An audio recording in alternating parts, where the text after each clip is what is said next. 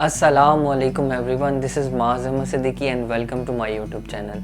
सो इस वीडियो में मैं आपको पेट्स की विंटर केयर के बारे में बताऊंगा।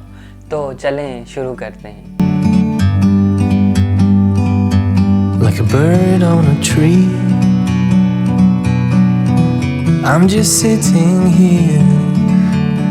मोस्ट इम्पॉर्टेंट थिंग जो आपको विंटर में पता होनी चाहिए, that is normal body temperature of your pets. तो कैट का नॉर्मल टेम्परेचर 101 प्लस माइनस 0.5 होता है। डॉग का भी सेम 101 प्लस माइनस 0.5 फ़ारेनहाइट होता है। तो अब आपके पास थर्मामीटर होना चाहिए, जो आपको मेरे बैग पे नज़र भी आ रहा है, डिजिटल थर्मामीटर, जिससे आप अपने पेट का नॉर्मल टेम्परेचर ले सकते हैं।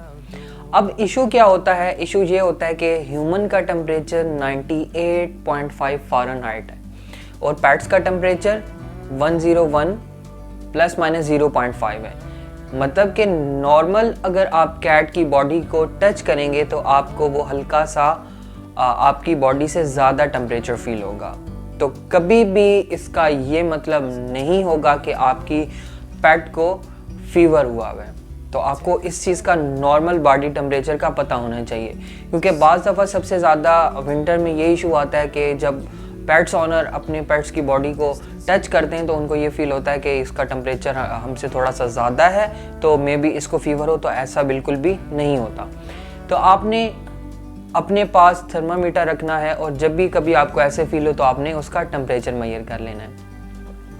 नेक्स्ट ये कि जब भी विंटर में आप पेट्स रखें तो आपने पेट्स को ज़्यादा से ज़्यादा कोशिश करनी है कि इनडोर रखना है, आउटडोर उनको नहीं लेकर जाना।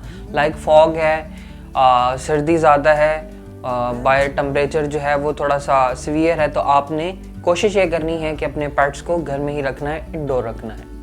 नेक्स्ट ये कि आपने प्रॉपर उनकी बेडिंग बनानी है।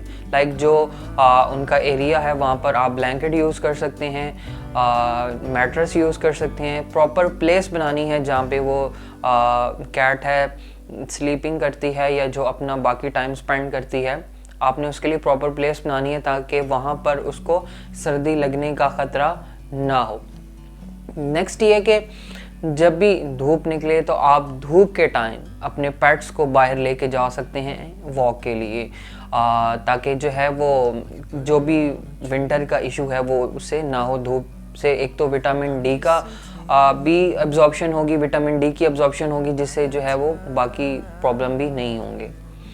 आपने सर्दियों में कभी भी अपने पेट्स को शेव नहीं करवानी, क्योंकि बेसिकली जो उनकी बॉडी पे फर होता है वो एज ए थर्मो रेगुलेटर का काम करता है, उनके बॉडी के टेम्परेचर को मेंटेन रखता है। तो अगर आप वो फर की ही कटिंग करवा देंगे तो उससे जो है वो प्रॉब्लम होगा। आप हेयर ट्रिमिंग करवा सकते हैं अगर कोई मैट्स का प्रॉब्लम है या कोई और थोड़ा सा इशू है टिक्स प्रॉब्लम का, तो उसका अल्टरनेटिव सोल्यूशन की तरफ आपने जाना है, आपने उसकी कटिंग नहीं करवा देनी। जहाँ तक ग्रूमिंग की बात है तो ग्रूमिंग आपने करनी है, कॉम्बिंग एज रूटीन, जिस तरीके से मैं बताता हूँ। जहाँ तक बाथिंग की बात है तो बाथिंग आप मंथ में एक दफ़ा या 2 दफ़ा करवाएं और उसके बाद आपने प्रॉपर तरीके से पेट को ड्राई करना है हेयर ड्रायर से, और उसके बाद आपने जो है उसको गर्म प्लेस पे रखना है ताकि उसको सर्दी ना लगे।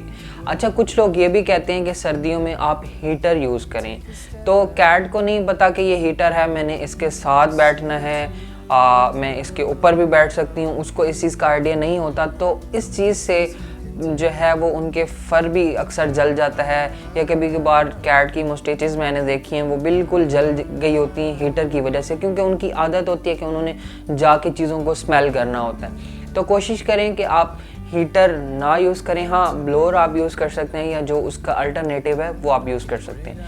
अगर आप वो यूज़ करना भी जा रहे हैं तो आपने प्रॉपर जो है वो पेट की केयर करनी है, अपने सामने रख के हीटर यूज़ करना है, अदरवाइज़ आप ऐसे हीटर आपने बिल्कुल भी यूज़ नहीं करना। सर्दियों में आपने पेट्स के पास की स्पेशल केयर करनी है। आप एक्स्ट्रा हेयर को क्लिप करके जो है वो बोटिंग यूज़ कर सकते हैं, सॉक्स यूज़ कर सकते हैं ताकि उनको ठंड ना लगे।